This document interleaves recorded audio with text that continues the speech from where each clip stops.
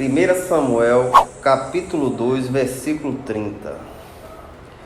E a palavra de Deus nos diz: porque isso o Senhor Deus de Israel disse: eu disse verdadeiramente que a tua casa e a casa de teu pai deveria andar diante de mim para sempre. Mas agora o Senhor diz: esteja longe de mim, pois honrarei os que me honram, e aqueles que me desprezam serão pouco estimados. Eis que vem o dia em que cortarei o teu braço, e o braço da casa do teu pai, e não haverá sequer um velho na tua casa. Até aí, meus irmãos. Esta palavra relata uma profecia que o sacerdote Eli ouviu de um homem de Deus. Essa profecia relata julgamento sobre a casa de Eli. Eli era um sacerdote de Deus que ministrava no tabernáculo, em Siló. E ele fazia o trabalho do tabernáculo. Tudo que acontecia ali passava pela mão de Eli. Ele era o principal sacerdote dali. E ele tinha 2 filhos, Ófines e Finéias. Mas a palavra diz que Eli já estava com a idade um pouco avançada. E os filhos de Eli tomavam a frente do tabernáculo ali para pegar os sacrifícios, para sacrificar as ofertas que eram dadas ao tabernáculo. Eles passaram a ficar na frente, porque eles eram filhos do sacerdote, e eles eram sacerdotes, porque eles vinham da linhagem dos levitas. E ali eles começaram a administrar o andamento do templo, Ófines e Finéias. Mas a palavra diz que esses homens eram homens que não tinham um amor pelas coisas de Deus. Era um homem que desprezava as coisas de Deus. E assim aquele homem, quando as pessoas vinham trazer o sacrifício, eles pegavam e tiravam a melhor parte da carne e deixavam para eles. Quando o povo trazia as oferendas, as ofertas a Deus, eles tiravam o que eles queriam, sem autorização de Deus, sem saber se Deus permitia que ele fizesse essas coisas. Eles ali achavam que era bom e tiravam, comiam, faziam o que ele queria. E sem falar que as mulheres que se chegavam ao tabernáculo para poder ajudar no andamento do tabernáculo, eles seduziam essas mulheres e tinham relações com essas mulheres ali pelo tabernáculo mesmo. E de certa forma eles traziam prostituição para dentro do tabernáculo, para a casa de Deus. E esses homens andavam fazendo coisas erradas. E o povo de Israel, vendo essa situação de 2 sacerdotes fazendo isso, o povo começava a se escandalizar com aquilo. Ficava até com medo, com temor, porque aqueles homens não tinham temor de Deus e faziam o que eles queriam. E o profeta, o sacerdote Eli, tentava chamar a atenção deles, mas eles não ouviam, não queria saber o que o pai queria falar com eles. O pai tentava repreender de forma, vamos dizer assim, fraca, porque de certa forma o pai foi culpado desse acontecimento, porque de certa forma ele foi negligente. Ele começou a ver aquelas coisas e foi deixando, e de certa forma Deus já mostrava a ele que os filhos não caminhavam em um caminho bom, e ele ficou apático, foi deixando, agora criou uma situação tão grande que começou a trazer escândalo ao povo de Israel. E quando ele tentou falar, tentou consertar, não tinha mais jeito, porque aqueles homens já estavam com a mente cauterizada, a mente já tinha virado uma pedra, e o pecado já tinha dominado aqueles 2 homens. Então a repreensão de Eli não prestava de nada, e eles continuavam a pecar, a pegar o sacrifício de Deus, pegar a carne que era oferecida como incenso a Deus, queimada. Eles tiravam a melhor parte, comia, seduzia as mulheres do templo. E ali Era um pecado em cima do outro, um pecado em cima do outro. E certo dia, Deus suspende o homem de Deus e vai até Eli. E ali esse homem de Deus repreende o sacerdote Eli, dizendo, Deus dizendo a ele: rapaz, eu honrei a sua família foi tirada para o ministério do templo, e você sabe tudo o que tem que se fazer aqui no ministério do templo, as ordens, as ordenanças, você sabe tudo. E de certa forma você foi negligente, deixou de andar como Deus manda e começou a honrar os seus filhos, a deixar o pecado dos filhos aumentar e não fazer nada. E Deus ali fala que iria cortar toda a semente de Eli do templo, do tabernáculo, do serviço a Deus. Todos iam ser cortados, iam ser mortos. E na casa de Eli, o único velho que existia era ele. Que Deus ia matar todos aqueles que vinham da linhagem dele, e esses não iam se chegar à idade velha, à idade avançada. Então ele ia ser o último velho da linhagem dele. E assim procede o que Deus fala. Quando o rei Saul batalha em uma guerra, os descendentes de Eli são dizimados. Muitos da casa de Eli são mortos nesta guerra que Saul batalhou. No reinado de Davi, a linhagem de Eli já foi diminuindo. Era pouca o povo de Eli. No reinado de Salomão, foi cortado a linhagem de Eli e foi dado a outro sacerdote. Então Deus cumpriu com a mensagem que ele tinha dado, que iria tirar toda a linhagem de Eli da face do tabernáculo, da face do templo, das coisas de Deus. E assim Deus fez. Mas o pior foi quando o povo de Deus foi batalhar contra os filisteus. Houve uma guerra ali naquele lugar, e os filhos de Eli acharam em pegar a arca da aliança e levar para a guerra, como um amuleto de sorte, como algo que iria dar sorte ao povo de Deus. E Deus não tinha permitido isso. Deus não tinha falado que era para pegar a arca para levar para lá, mas eles acharam que era para levar. E eles assim pegaram a arca da aliança, que continha as tábuas com a lei de Deus, e levaram lá para a guerra. E sucedeu que os filisteus foram em cima do povo de Deus e conseguiu ganhar. E ali muitos foram mortos, muitos israelitas foram mortos. Foi um grande massacre, e os 2 filhos de Eli mortos. E a arca da aliança é roubada pelos filisteus. Mas a palavra diz que um desses soldados do povo de Deus, israelita, vem até Eli para dar o recado, para dizer o que aconteceu. Porque Eli já estava sentado ao caminho, já ansioso, porque os filhos tinham levado a arca sem autorização de Deus para a guerra. E Eli estava ali com medo do que ia acontecer. E a palavra diz que veio um homem, um soldado, fugindo daquele massacre que teve, e chega até ali e fala: Senhor, seus filhos estão mortos. Mataram os seus filhos, a arca do Senhor foi levada pelos filisteus. Eli ali já estava com seus 98 anos, os olhos já estavam cegos devido à idade, e a palavra diz que aquele homem toma um susto, cai da cadeira e quebra o pescoço. E aquele homem morre, devido ao pecado que estava dentro da casa dele, e ele não fez nada, ele deixou o pecado se alastrar. O pecado foi tão grande de que consumiu toda a sua família.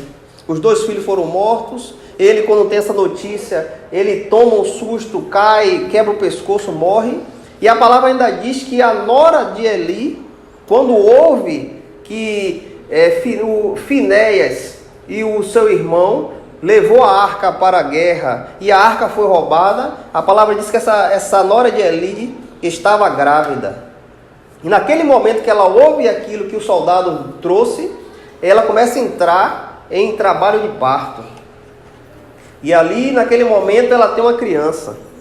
E ela coloca, antes dela morrer, ela coloca o nome da criança, Icabô, que significa a glória de Deus partiu de Israel.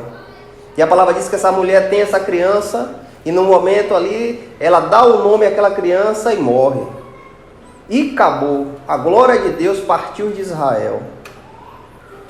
Nós vemos que devido a um pecado, uma família foi dizimada, foi tirada da face do Senhor. Um homem que era um homem de Deus, que foi desde a linhagem do pai dele, ele foi escolhido para poder estar ali no templo, fazendo as coisas de Deus, cumprindo com os mandamentos de Deus. Esse homem deixa o pecado entrar na casa dele e acontece que tudo é destruído. Eli era um homem, ele vinha da linhagem de Arão, através de Tamar. Então era um homem que vinha desde Arão ali, descendente de Arão. Arão foi escolhido para estar no andamento do templo, para cuidar das coisas de Deus. Arão e sua família. E Eli é descendente de Arão, através de Tamar. E ali aquele homem sabia o que tinha que fazer no templo. Ele sabia o que Deus pedia. Ele sabia o que Deus ordenava. Mas ele, por amor aos seus filhos, deixou as coisas ao bem prazer. A palavra de Deus fala que este homem de Deus vem e repreende ele, fala do que iria se suceder com a vida dele. E também Samuel, que já estava ali no templo, quando Ana está ali orando a Deus, e Eli vê Ana orando, Eli pensa que Ana estava orando baixo ali, murmurando só com a boca. E Eli chega até Ana e diz: rapaz, você está bêbada aqui no templo? E Ana disse: não, Senhor, eu não estou bêbada, eu não bebi vinho, eu estou aqui clamando ao Senhor por uma causa. Que Ana queria muito ter um filho, porque da casa dela só ela que não tinha um filho, e ela queria muito um filho. E ali ele fala com ela: diga o que você quer. E ali ela fala ao sacerdote Eli, e Eli abençoa aquela mulher, abençoa ela e diz: vai em paz. E Deus ouve a oração de Ana. Deus abre o ventre de Ana, e Ana tem um filho. Esse filho foi chamado Samuel.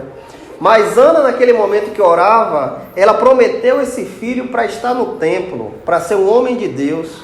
E ali, com uma certa idade, Samuel foi trazido ao templo e foi dado a Eli. E nesse período que sucedeu todas essas coisas, Samuel já estava ali dentro do templo.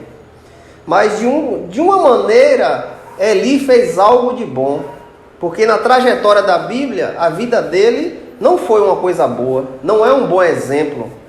Mas de uma maneira ele fez algo bom, que ele edificou Samuel como homem de Deus. Ele ensinou. O que ele não fez com os filhos dele, ele fez com Samuel. E Samuel viveu no templo sendo ensinado por Eli. E sabemos que Samuel foi um grande profeta, que se não um dos maiores profetas foi o profeta Samuel.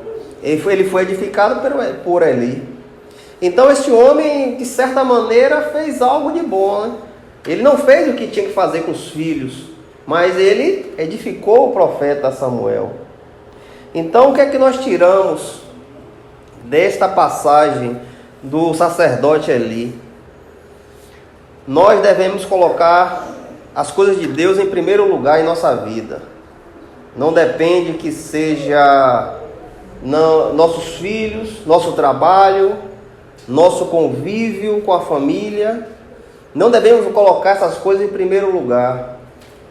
As coisas que têm que ser colocadas em primeiro lugar são as coisas de Deus. Nós vemos aqui que Eli não glorificou a Deus. Eli sabia que os filhos estavam errados, mas ele não repreendia. E quando repreendia, era de qualquer forma. Não foi um homem duro, até mesmo poderia até expulsar os filhos do templo, ali do tabernáculo, tirar os filhos dali, porque os filhos pecavam diante a Deus. Esses filhos eram chamados de filhos de Belial. Homens, a expressão Belial quer dizer um homem idólatra, um homem que não tem referência às coisas de Deus, um homem que não ama a Deus. Um homem que não dá a santidade que é merecida a Deus. Ele sabe que as coisas de Deus é santa, mas ele despreza. Então vem essa expressão, homem de Belial. E os filhos de Eli eram como homens de Belial. Homens que não davam cartaz às coisas de Deus. E Eli sabia disso e não repreendia. Quem sabe até por amor pelos filhos. De expulsar os filhos da casa, não sei. A Bíblia não retrata. Mas ele não fez o que Deus pediu que ele fizesse. Por amor, ele largou os filhos à vontade. E os filhos ali pecavam por cima de pecados. Chegou até a hora que Deus disse, chega, vou tirar eles dois. E Deus vai e tira eles dois. Ainda tira o próprio Eli. Então o que nós tiramos dessa passagem é que nós temos que colocar as coisas de Deus em primeiro lugar. Amém, Jesus. Em primeiro lugar em nossa vida tem que estar as coisas de Deus. Não coloquemos nada diante do Senhor. Filho, mulher, pai, mãe, irmão, não. Tira tudo. Você tem que estar com o seu olhar fixo no Senhor. É Ele que é o nosso Deus. Devemos honrar e glorificar ao nosso Deus. Porque as coisas de Deus têm que estar em primeiro lugar. A palavra de Deus fala, buscai primeiro as coisas celestiais. E a justiça de Deus, e as demais coisas que necessitamos, Ele nos acrescentará. Em Mateus 6, 33, aqui a palavra de Deus fala, buscai primeiro o reino de Deus e a sua justiça, e todas estas coisas vos serão acrescentadas. Então o que nós temos que fazer em primeiro lugar? Buscar as coisas de Deus, buscar honrar a Deus, fazer o que é bom para Deus, mesmo que a gente venha ofender um pai, uma mãe, um irmão, um parente, um amigo, mas devemos colocar em primeiro lugar as coisas de Deus. Não devemos ser como Eli, que por amor aos seus filhos não fez a vontade de Deus. Aqui em Mateus 11, aqui a palavra de Deus fala, Mateus 10, 37, aqui a palavra de Deus nos diz, o que ama o pai ou a mãe mais do que a mim, não é digno de mim, e o que ama o filho ou a filha mais do que a mim, não é digno de mim, e o que não tomar a sua cruz e seguir após mim, não é digno de mim. O que encontrar a sua vida, perdê-la-á. E o que perder a sua vida por minha causa, encontrará. Então Jesus aqui dá um discurso forte. Diz, aquele que amar mais o pai e a mãe do que a ele, não é digno dele. Nós vemos que Eli amou os filhos e não fez a vontade de Deus. Deus queria seu povo um povo santo, um povo separado, um povo que foi tirado para fazer o trabalho dele. Mas aqueles homens faziam tudo o contrário. Hófines e Finéias faziam tudo o contrário que Deus mandava. E Eli, sabendo de tudo isso, não repreendia seus filhos. Então Jesus vem e fala algo forte. Aquele que ama mais o pai ou a mãe mais do que a mim, não é digno de mim. Aquele que ama o filho ou a filha mais do que a mim, não é digno de mim. E ele fala, e o que não tomar sua cruz e seguir após mim, não é digno de mim. Então o que é que nós temos que fazer? Honrar a Deus. Amém. Em primeiro lugar em nossa vida, as coisas de Deus. Não importa que você está ofendendo fulano, bertano, não. Em primeiro lugar, as coisas de Deus. Buscar primeiro as coisas do céu. As coisas que agradam a Deus. Não sejamos como Eli. Eli não honrou a Deus. Olhou mais para os filhos e não honrou as coisas de Deus. Devemos buscar o Senhor a todo momento. Todo momento da nossa vida devemos buscar o nosso Deus. Glorificar e exaltar o nome dEle. Não é de um pastor, não é de um padre, não é de um espírita, não é de um macumbeiro, não, é a Deus, é a Ele a honra e a glória. Toda a nossa vida devemos dar ao Senhor. O apóstolo Paulo diz que Porque o homem não glorificou a Deus, Deus entregou a ele as suas próprias paixões. Por isso que nós vemos o que está acontecendo no mundo. É homem com homem, mulher com mulher. Você vê cada coisa que não tem como você dizer, meu Deus, o que é isso? O que é que está acontecendo? Mas o apóstolo Paulo fala, porque os homens sabem quem é Deus e não o glorifica. Prefere glorificar outras coisas. Então Paulo fala, por esse motivo, você conheceu a Deus. A palavra de Deus diz que até a natureza fala de Deus. Até os animais, as plantas falam de Deus. Porque em um certo momento você vai pensar, rapaz, quem fez uma coisa tão perfeita? Nasceu sozinho? Não, alguém construiu aquilo ali, alguém fez. Então, a palavra de Deus fala em Salmos que até a natureza fala de Deus. Então não temos como não dizer que nós não conhecemos Deus. Então o apóstolo Paulo fala, vocês conhecem a Deus, mas vocês sabem que é Deus, mas não querem glorificar a Deus. Tiraram a glória de Deus. Não querem honrar a Deus. Então Deus faz o quê? Entrega a você as suas próprias paixões. Aí as pessoas andam de acordo à vontade do coração delas, se inflamando um com o outro. A palavra de Deus fala que até as mulheres mudaram a forma de se relacionar. É o que nós estamos vendo hoje. Porque sabem quem é Deus, mas não querem glorificar a Deus. Devemos honrar o nosso Deus. Essa semana eu estou sempre vendo algo está vindo em meus olhos, que está me deixando meio pensativo. Eu estou vendo uma cena de um homem, ele é da Umbanda, é do Candomblé, e Deus me colocou em um lugar para eu enxergar isso. A forma que ele tem de tratar com as coisas dele, a reverência, o amor, vamos dizer assim, o amor, a reverência, sim, aquela coisa de que você se pegou naquilo. Então eu observei que ele vinha ali, certo, na casa que ele botou o negócio dele lá, chega ali, bate palma, pede licença, uma reverência tremenda para fazer a oferenda dele lá. E por esses dias eu vi de novo, a roupa toda branca, seus colares com charuto e com os pratos das oferendas trazendo, chega na porta ali, faz as coisas dele ali, e eu sempre estou observando, rapaz, as coisas que eles acham que são boas, que não são, eles tratam com tanta referência, com tanto zelo, com tanto amor.